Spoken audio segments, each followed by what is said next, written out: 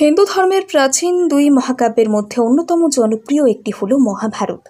সম্পূর্ণ মহাভারতের কাহিনী পাঠ করলে কোনো ব্যক্তি জীবনে সত্য এবং ধর্মের আদর্শ সম্পর্কে জ্ঞান লাভ করতে পারেন।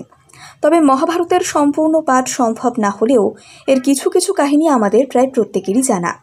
মহাভারতের কাহিনী অনুসারে জানা যায়, হস্তিনাপুরের রাজা পাণ্ডুর 5 পুত্রই অস্ত্রবিদ্যায় পারদর্শী ছিলেন।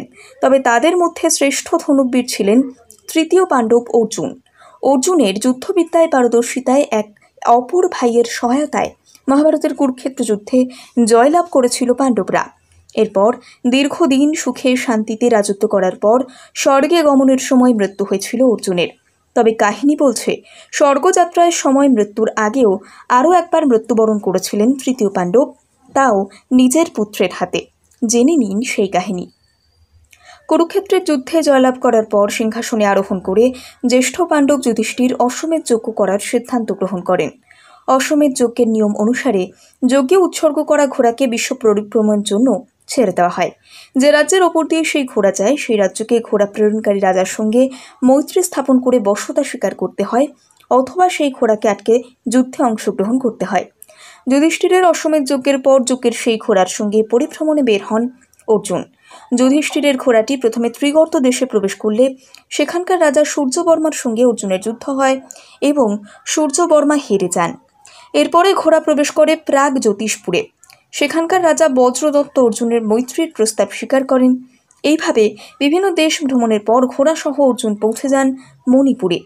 সে সময় মণিপুরের সিংহাসনে আরোহণ করেছিলেন অর্জুন এবং চিত্রাঙ্গদার পুত্র বভ্রুবাহন।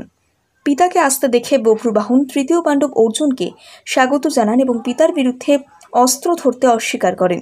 তবে অর্জুনের অপর এক স্ত্রী উলুপি বভ্রুবাহনকে ক্ষত্রিয় ধর্মের কথা স্মরণ করিয়ে দেওয়ায় পিতা পুত্রের যুদ্ধ শুরু হয় এবং অর্জুন পুত্র কামাখ্যা দেবীর কাছ থেকে পাওয়া দিব্যবাণ দিয়ে অর্জুনকে হত্যা করেন। অর্জুনের মৃত্যুর কথা জানতে পেরে শ্রীকৃষ্ণ দ্বারকা থেকে মণিপুরের দিকে রওনা দেন এবং মাতা কুন্তিও একই পথে অগ্রসর হন। সে সময় দেখা যায়, অর্জুনকে মৃত অবস্থায় পড়ে থাকতে দেখে গঙ্গা দেবী জোরে জোরে হাসছেন। নিজের পুত্রকে মৃত অবস্থায় পড়ে থাকতে দেখে কুন্তি দেবী যখন কাঁদতে শুরু করেন, তখন গঙ্গা দেবী বলেন, কুন্তিপুত্র অর্জুন শিখণ্ডীর সাহায্য নিয়ে তার পুত্রকে যখন হত্যা করেন, তখন গঙ্গা দেবীও পুত্রের মৃত্যুতে এইভাবেই কেঁদেছিলেন। শ্রীকৃষ্ণের কাছে আক্ষেপ করে গঙ্গা দেবী বলেন, নিরস্ত্র অবস্থায় কৌশল অবলম্বন করে তার পুত্রকে হত্যা করেছেন অর্জুন। তবে শ্রীকৃষ্ণ গঙ্গা দেবীকে ভীষ্মের বধের প্রকৃত কারণ জানানোর পর দেবী গঙ্গা অর্জুনের ধর এবং মাথা জোড়া লাগানোর কৌশল জানিয়ে দেন। এরপর অর্জুনের দ্বিতীয় স্ত্রী উলুপির প্রাপ্ত নাগমণির সাহায্যে অর্জুন পুনরায় জীবিত হন।